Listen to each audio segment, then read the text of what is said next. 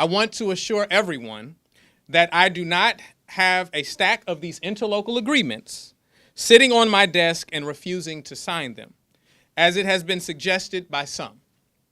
That claim could not be further from the truth.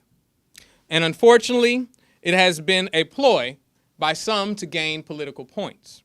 Jackson Mayor Chokwe Antar Lumumba defending his record in a press conference Wednesday against claims that he is holding up interlocal agreements between the city and Hinds County that would ultimately pave specific streets faster.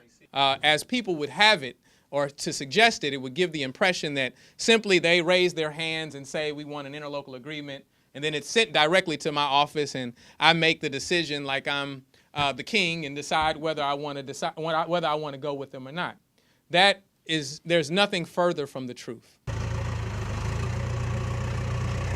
Mayor Lumumba says there is a long process before an agreement would get to his desk to sign, a process his administration wants to better organize through what they call a, quote, standing project development committee. This is a procedure that we believe will hasten the process for which interlocal agreements are processed, and one that we want to stay in place regardless of who's in office. My solution is get the job done, no excuses, pave streets, and move forward. Hinds County Supervisor Robert Graham says it hasn't been this difficult in the past to get agreements in place and streets paved. He says nearly $2 million to pave streets in his district is just sitting on the table and being held up. I have 54 streets that have been approved to be paved in District 1, North Jackson. We've not received one interlocal agreement back on those. And how long ago has that been? It's been over several months ever since he was elected. Mayor Lumumba says there are 42 interlocal agreements. Of the 42, only 11 were generated under his administration. The county is not under a consent decree. The city is under a consent decree.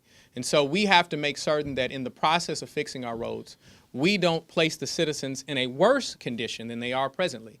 If we don't abide by that consent decree, then that could mean penalties that the city will suffer, which will leave fewer resources in order to address roads.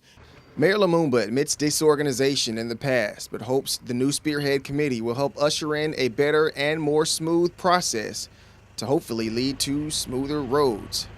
Eric Walker, JSU-TV.